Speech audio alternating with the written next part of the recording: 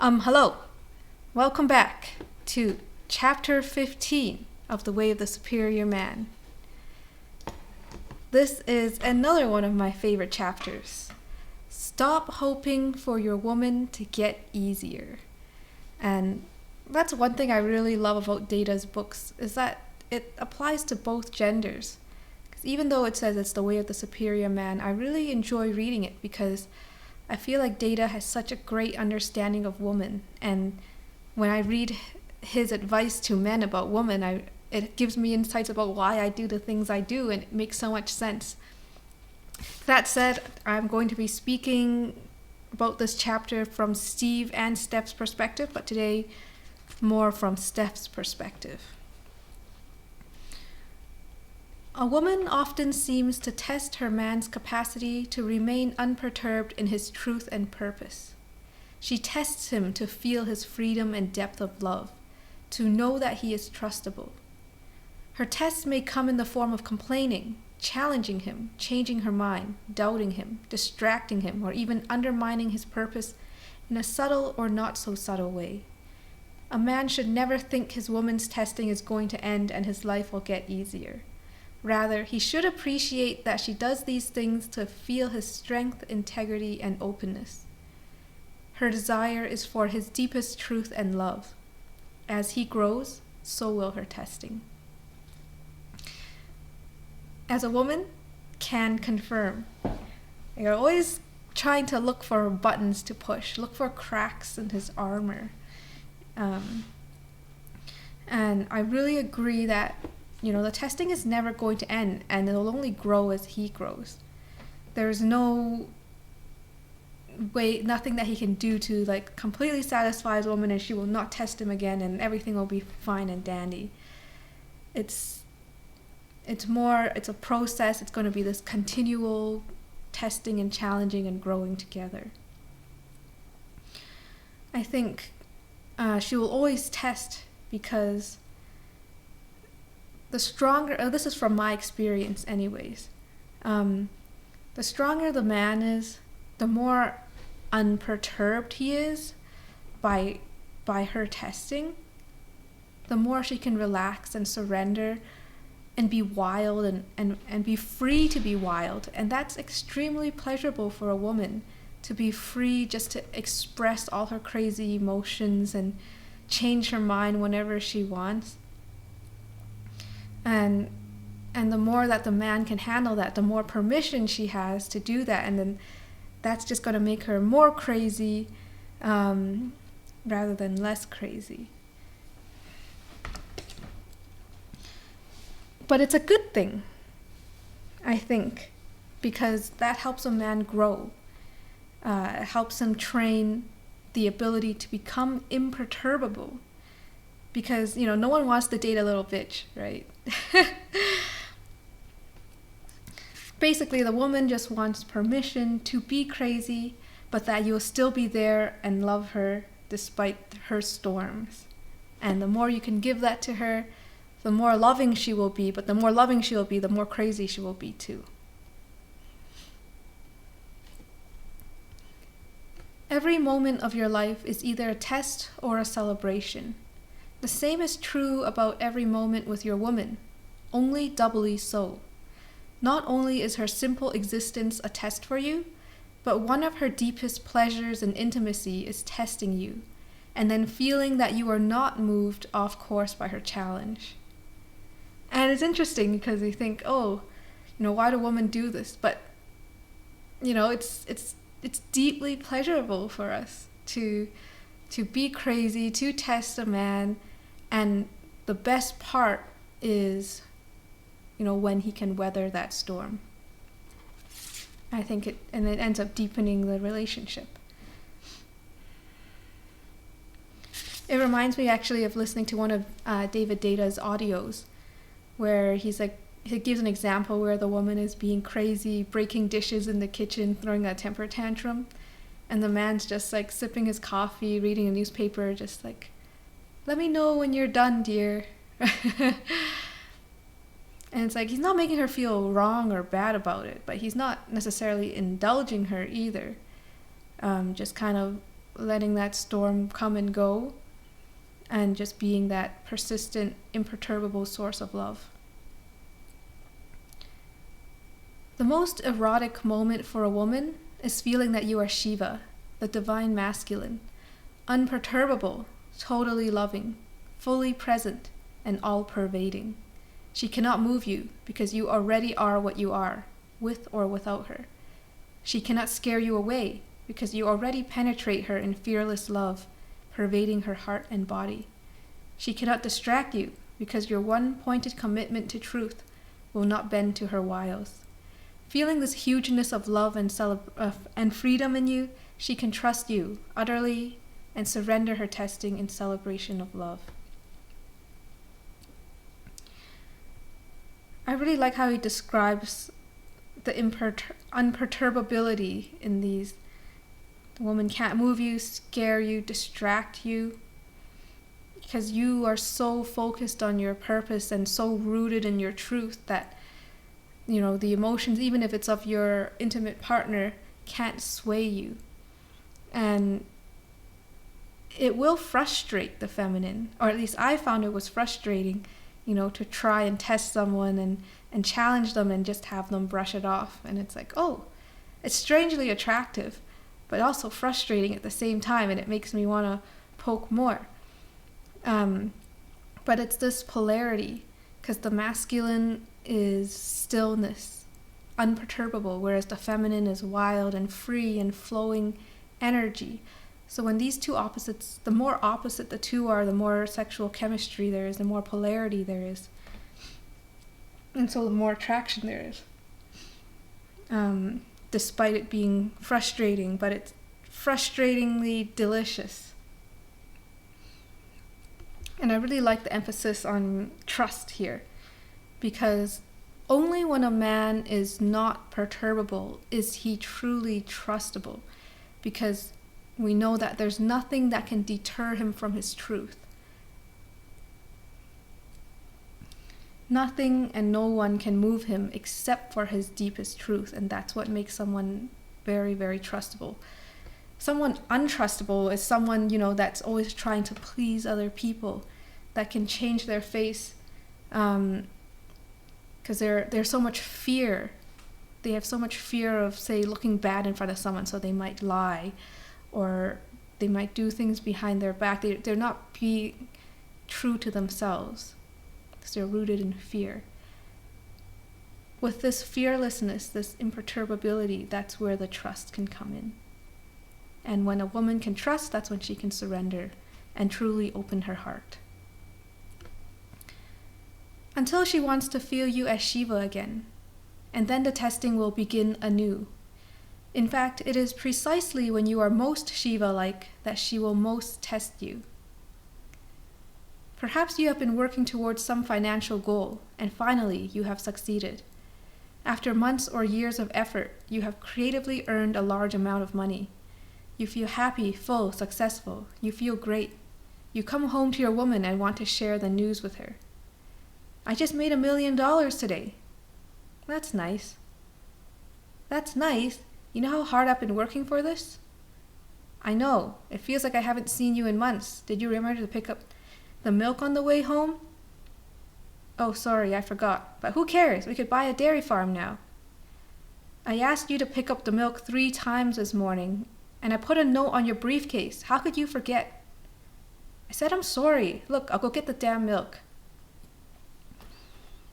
Why is she being this way? Because she simply wants to deflate your success? No. She's challenging you because your success doesn't mean shit to her unless you are free and loving. And if you are free and loving, nothing she says can collapse you. She wants to feel you are uncollapsible, so she pokes you in your weak spot. I really like this example. And it's just kind of like this natural feminine urge sometimes. Just like, I always thought it was more like a power trip kind of thing, but I like how Deida talks about it, where it's to feel the masculine core. Let me check my notes here.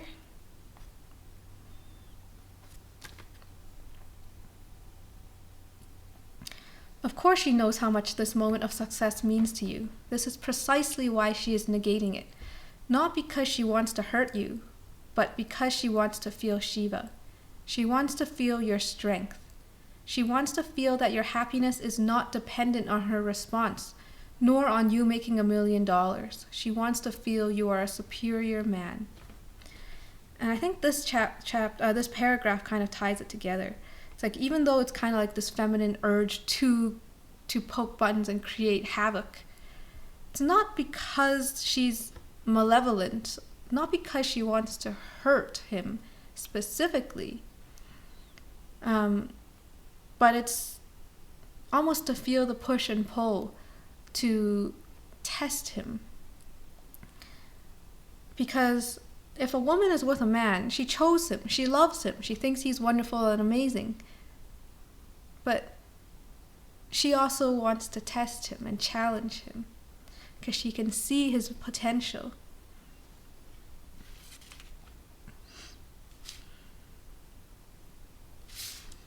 And really, I think it's how women get their jollies. It's a tall order to be this free. And in your more mediocre moments, you will wish your woman would settle for less.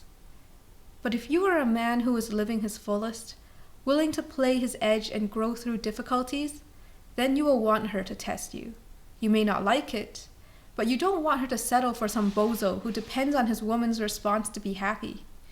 If you are aligned with your mission, you are essentially happy, even though times cycle between difficult and easy. You don't need your woman's strokes to fulfill your mission. It still feels good when she strokes you, but you don't need mommy anymore, telling you what a good boy you are. And your woman doesn't want you to need mommy. In fact, it sickens her. I really like this paragraph. And I think it goes back to being a trustable man. If a man is totally devoted to his mission, then it doesn't matter, he won't be swayed from it based on external validation. And it's difficult, very difficult, especially like with your intimate partner. Your intimate partner is someone that you would strongly desire that support and validation from. But I think the message I'm getting from this paragraph is that if you are a superior man, while it'd be nice, right, it still feels good, while it'd be nice to get those compliments and strokes, they're not necessary. You already are full in yourself because you are pursuing your mission. You are living with integrity to your truth. You don't need that kind of soothing from a woman. And that's what makes a man superior. He doesn't need anything because he's already full in himself, full by pursuing his mission. It's nice to receive it, but he doesn't need it. And because he doesn't need it, there's no emotional trigger. There's no deflation that happens when she does poke him. And that's why she pokes him, to feel if he is, at that stage, or if he's still needy.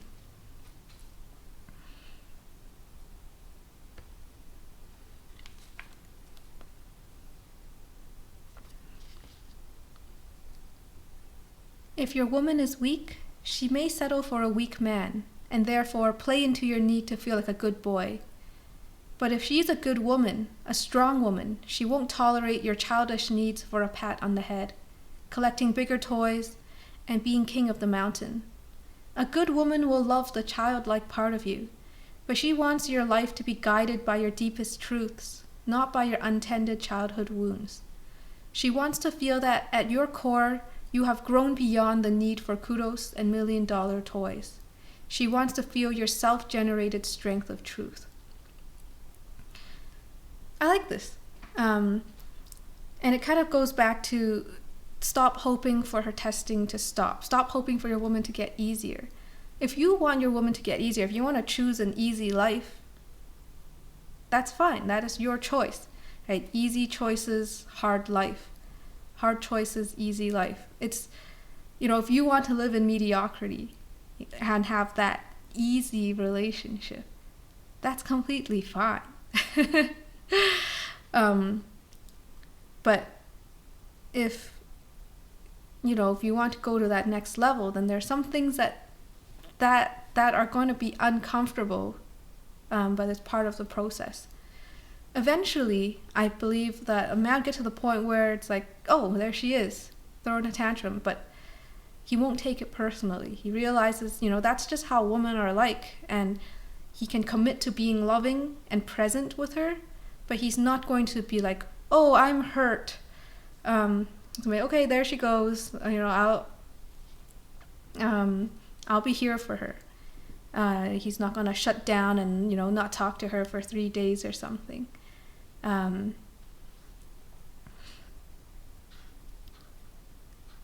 So she will test you. She might not be fully conscious of why she's doing it, but she will poke your weak spots, especially in moments of your superficial success, in order to feel your strength. If you collapse, you flunked the test. You have let your woman deflate you. You have demonstrated your dependence on her for external validation. Even if you just made $1 million, you are a weak man. Your woman cannot trust you fully. Ooh. See, Deida really cuts to the core. Like, his book is not easy to read, I think, for men. It's intense. And I like this superficial success. Sure, $1 million is nice. But ultimately, true success is in becoming kind of a deeper man. Living more aligned with truth in every day or in every moment.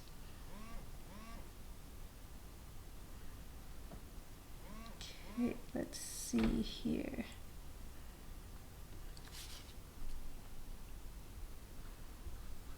If you remain full and strong, humorous and happy, your truth unperturbed by her testing, then you pass the test. Honey, I'll get you some milk, all right, you say as you sweep her off the ground and lay her on the couch, laughing, kissing, looking deeply into her eyes, and milking her happiness with the confident loving of your caresses. And a lot of times women throw tantrums for things that aren't really that related to what they're really feeling. It can be the smallest thing that sets her off, and it has like a really unproportional reaction, like kind of forgetting the milk. But it's a test.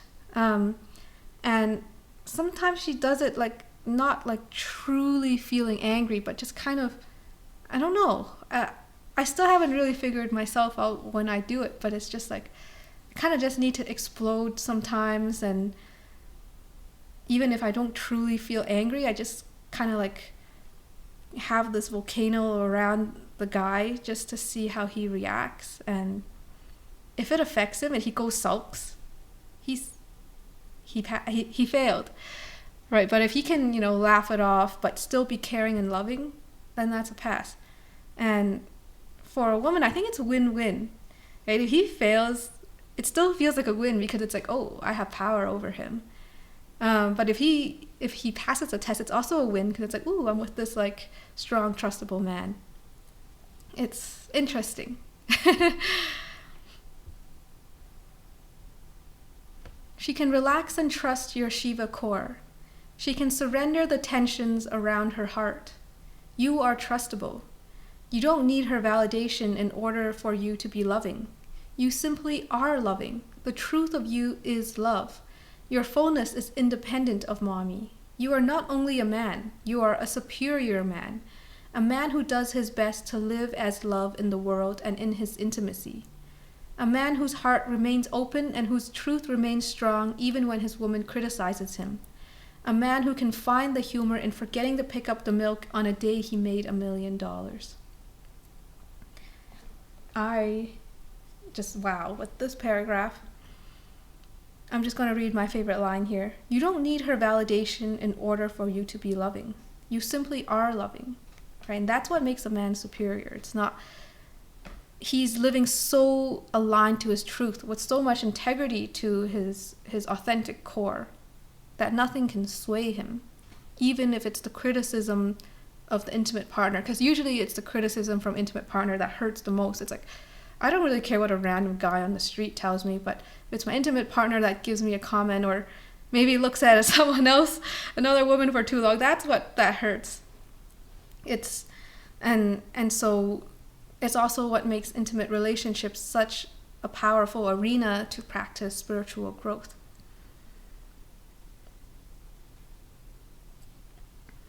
Okay, let me see here.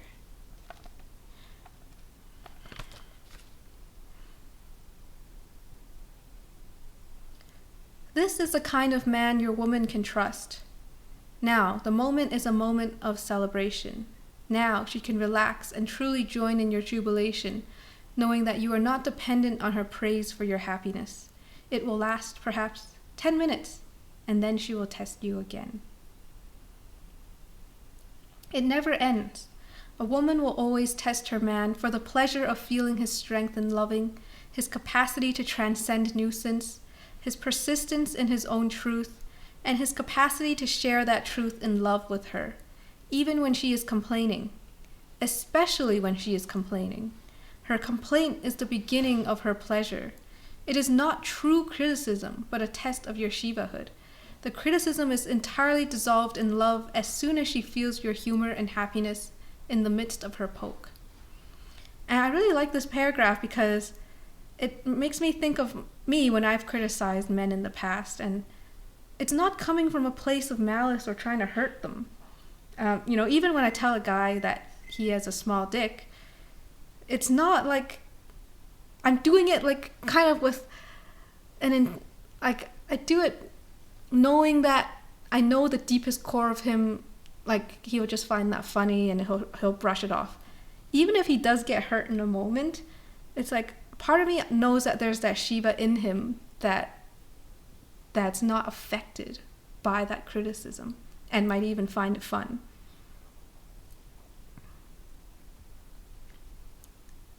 It never ends. This is the secret. You can't get out of it. Finding a different woman won't get you out of it. Therapy won't get you out of it. Financial or sexual mastery won't get you out of it. Your woman is testing you because she loves you. She wants to feel your truth. She wants to feel your love. And she wants to feel that your truth and love are stronger than the barbs she can throw at you. Then she can relax and surrender into the polarity of man and woman. Then she can trust you. I remember, I think one of Deida's audios is that what women really crave or yearn for is to be penetrated by love. And it's not directly penetrated by love. They like putting up obstacles and resistance and then feeling penetration through that resistance. And I think criticism or these storms are one way that she might throw a tantrum or criticize or be difficult in some way, or turn away in some way. But the deep yearning down there is to feel the man penetrate through that with love and then embrace her in love once again. And yeah, it's not from an intention of hurt. It's more a type of play. Right? It's almost maybe a game. And she would love a guy that can indulge her in that game and maybe enjoy that game just as much as she does. The most loving women are the woman who will test you the most. She wants you to be your fullest, most magnificent self. She won't settle for anything less. She knows it is true of you. She knows in your deepest heart you are free. You are Shiva. Anything less than that, she will torment. And, as you know, she's quite good at it. Yet, if your purpose is to be free, you wouldn't have it any other way. There's a lot in this paragraph to unpack. Because sometimes we think, oh, freedom is being free of the woman's nagging. But I think for Deida's work, freedom is an internal state, independent of what's happening in your external circumstance.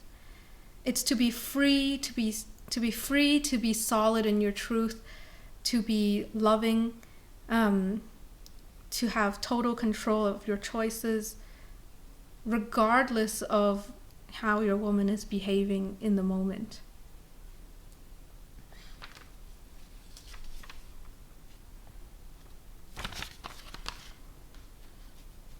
And it's really refreshing, right, to have a man who can stand in his truth. It's not fun when, you know, when a woman tries to play her game and then the guy gets all pouty and triggered, versus when he meets you with humor and love. Okay, just gonna just see if there's any notes here left to say. Just gonna say there's no goal. Like, I think for men, they're very goal oriented. It's like, okay, my goal is to conquer this woman, make her mine, and then I'm gonna move on to new goals. But I think this chapter is saying that it never ends. There's no end point. There's no goal to reach. You know, as you overcome one trigger, she will find another one, and she will expand her testing. It's going to be an ongoing process, but one that is enjoyable for her and ideally will help you become a better version of yourself as well.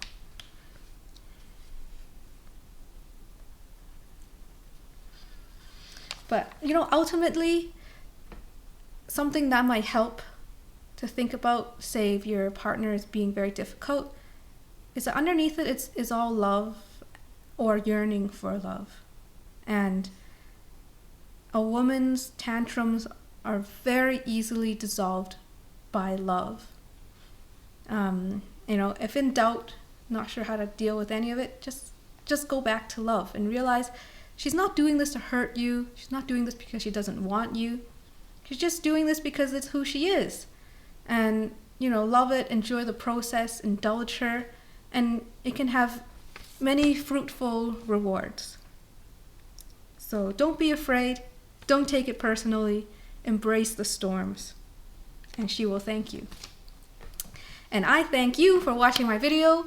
If you have any questions or comments, please let me know. Otherwise, have a great day.